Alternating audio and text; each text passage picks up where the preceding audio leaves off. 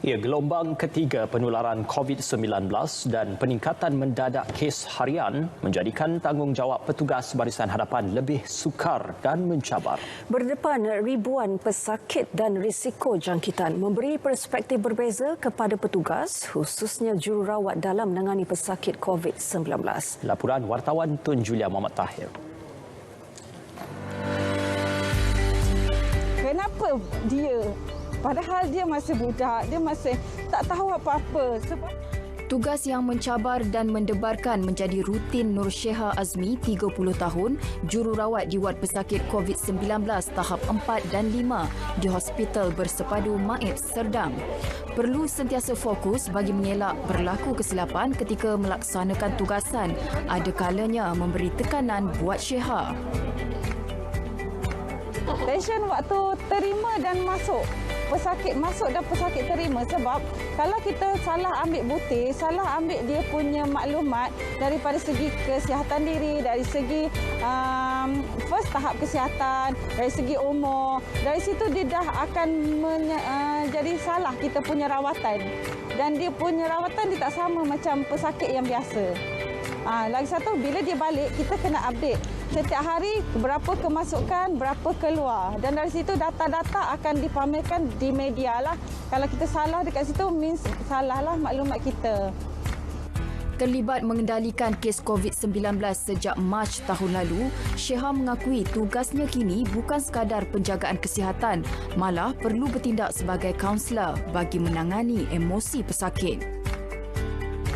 Penat, memang penat. Tapi bila kita dalam kalangan diorang, baru kita tahu sebenarnya perasaan orang yang dijangkiti ni, dia lebih kepada takut, lebih rasa murung. Dari situlah kita kena mainkan peranan. Ibu kepada 2 orang cahaya mata ini mengakui hatinya turut terusik melihat penderitaan dilalui pesakit COVID-19, terutama pesakit kanak-kanak. Dia memang menyentuh hatilah, sebab saya rasa kalau itu adalah anak saya, jadinya saya rasa macam kenapa dia? Padahal dia masih budak, dia masih tak tahu apa-apa, sebab kita orang dewasa yang kontrol, jadinya macam kenapa dia orang yang kena? Bila macam tu saya rasa saya tak boleh. Tidak mahu kalah dengan emosi sendiri, Sheha terus menanam azam untuk kekal positif dan terus berjuang bersama pesakit melawan wabak yang belum ada penawarnya. Beginilah rutin harian yang perlu dilalui oleh jururawat yang merawat pesakit COVID-19. Bayangkan, saudara, mereka perlu memakai pakaian perlindungan ini, PPE suit ini, selama 4 jam bagi merawat pesakit-pesakit di sini. Saya sendiri, pengalaman saya sendiri ketika ini memakai suit ini baru saja 10 minit. Tapi sukar. Saya rasa panas, agak sesak nafas.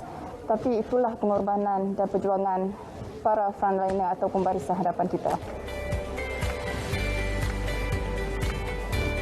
Seperti Sheha, kesemua kaki tangan di PKRC MAIPS 2.0 juga sentiasa kreatif mewujudkan pelbagai aktiviti dalam berusaha menyuntik kembali semangat pesakit di sini. Okey, kalau review kat tangan.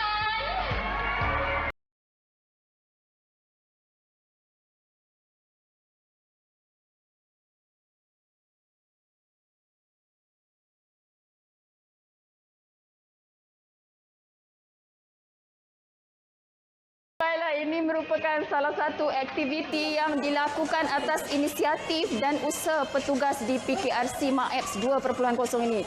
Ia bagi memberikan lebih semangat dan aura positif kepada para pesakit COVID-19 sekaligus membawa mereka kepada semangat baru untuk terus sihat.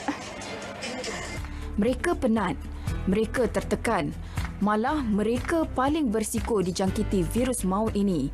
Namun semangat mereka tetap kental untuk menang dalam peperangan yang belum boleh diramal bila penamatnya.